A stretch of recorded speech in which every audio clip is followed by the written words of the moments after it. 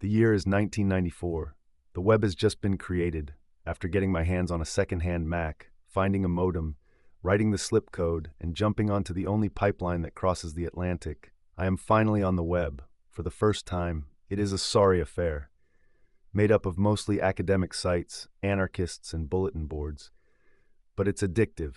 I can't stop clicking. I use it at off-peak times and download material that I read offline to save on my telephone bill.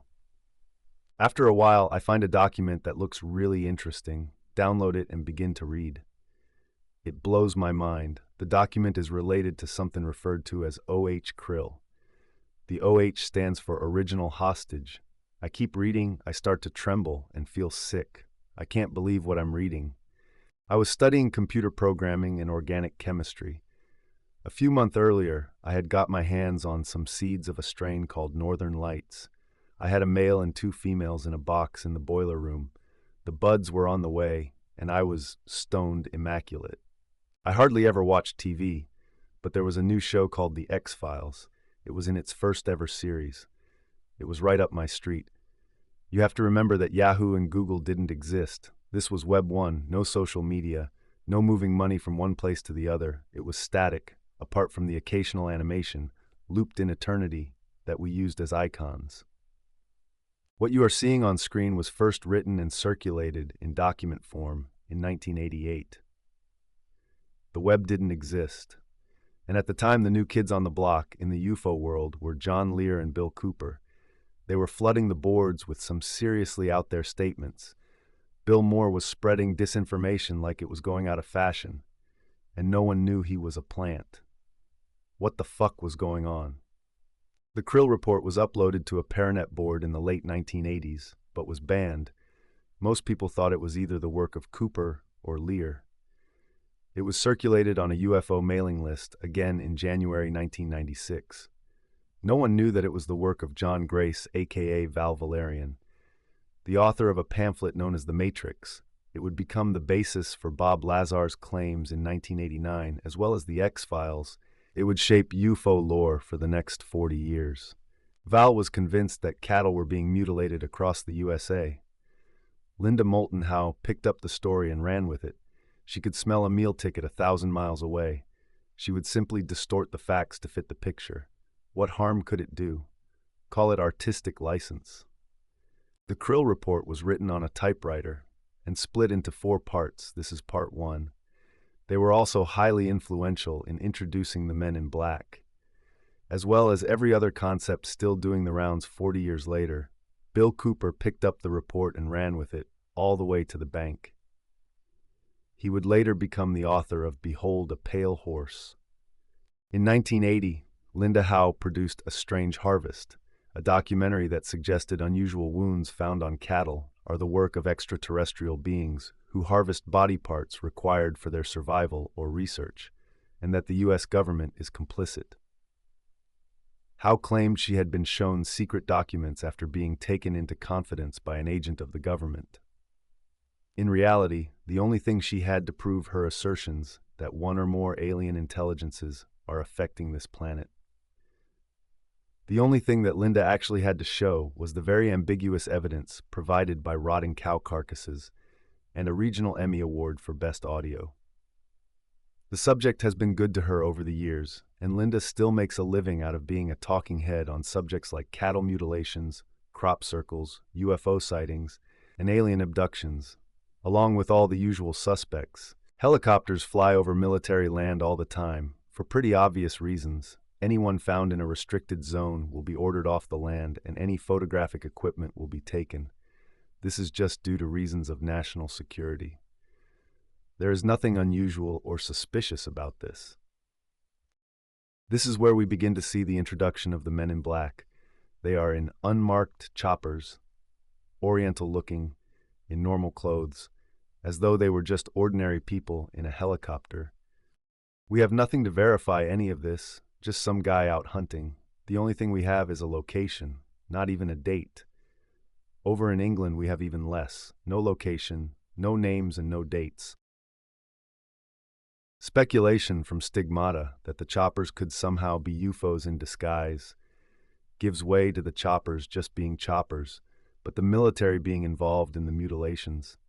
The writer settles on the alien acquisition of biological materials as the reason for the choppers and the crews. This is the beginning of tissue for technology that will become a 40-year staple. It will be echoed ad infinitum for the next 4 decades. As you read this, I want you to bear in mind that a top-secret program started running at White Sands in 1946. These days, everyone has heard of Operation Paperclip. Well, what it entailed was the launching of V-2 rockets that had been taken from Germany at the end of the war. The Russians got them too, but that's another story. The project began in 1946 and ran until 1952. Hundreds of rockets were flown out of White Sands during this period. The period is an exact match for Roswell, both time and place, since White Sands is not that far from Roswell, but it wasn't this program that was responsible for the Roswell incident. I explain this elsewhere. The rockets were the first ballistic missiles and would lead to the space program in the near future. The Majestic 12 documents are a set of controversial documents that allegedly describe a secret committee of scientists, military leaders, and government officials tasked with investigating and covering up extraterrestrial technology and contact. The authenticity of these documents has been a subject of debate and skepticism in the field of ufology and conspiracy theories. Bill Moore, a well-known UFO researcher and author, played a role in the public dissemination of the Majestic 12 documents in the 1980s. Moore, along with other researchers, claimed to have received the documents anonymously and worked to investigate and release them to the public. However, Moore later admitted that he was involved in a disinformation campaign with government agents to spread misinformation about UFOs and related topics. In light of Moore's involvement and subsequent revelations, many researchers and experts consider the Majestic 12 documents to be hoaxes or fabricated materials intended to mislead or deceive the public about government involvement in UFO research. I hate to have to regurgitate all this, but here goes. Project Sign, established in 1948, was one of the earliest official U.S. military programs dedicated to investigating unidentified flying objects, UFOs. It was the first formal study of UFOs by the United States Air Force, USAF. The project aimed to collect and analyze UFO reports received by military personnel and the public. Project Sign personnel collected and analyzed UFO reports, including witness testimonies and radar data, to better understand the nature of these sightings. Some Project Sign members were open to the extraterrestrial hypothesis as an explanation for certain UFO reports. The Estimate of the Situation, a report produced by Project Sign, suggested that extraterrestrial origins might explain some UFO sightings. However, this conclusion was later rejected by higher-ranking officials. Project Grudge succeeded Project Sign in 1949 and continued its work on investigating UFO sightings. However, Project Grudge took on a more skeptical and dismissive approach towards UFO reports compared to its predecessor. The project's goal was to explain away UFO sightings as natural phenomena, hoaxes, or misunderstandings, rather than investigating them as potential extraterrestrial encounters. Project Grudge personnel were instructed to debunk UFO reports and portray them as non-threatening and explainable phenomena. The project's public stance was to downplay the significance of UFO sightings and dismiss the idea of extraterrestrial visitation. Project Grudge's skeptical approach led to criticism from some UFO researchers who felt that valid sightings were being ignored or dismissed without proper investigation.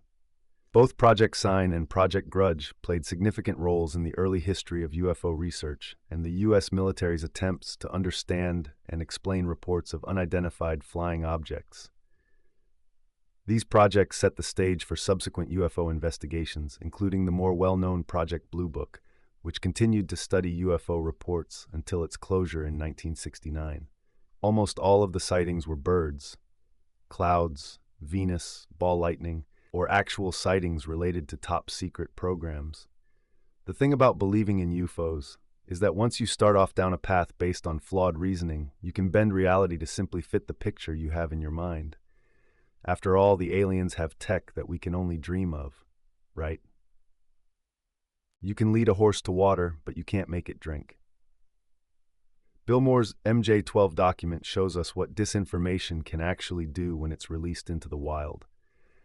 Hell, there are people out there that still believe the lies almost 40 years down the line. We believe things sometimes, and we don't even know where it comes from. It's like, well, I just heard it somewhere. This document is the root of all those beliefs, spinning down through time like a diamond in the sky. Here ends part 1 of the Krill Report, part 2 coming soon.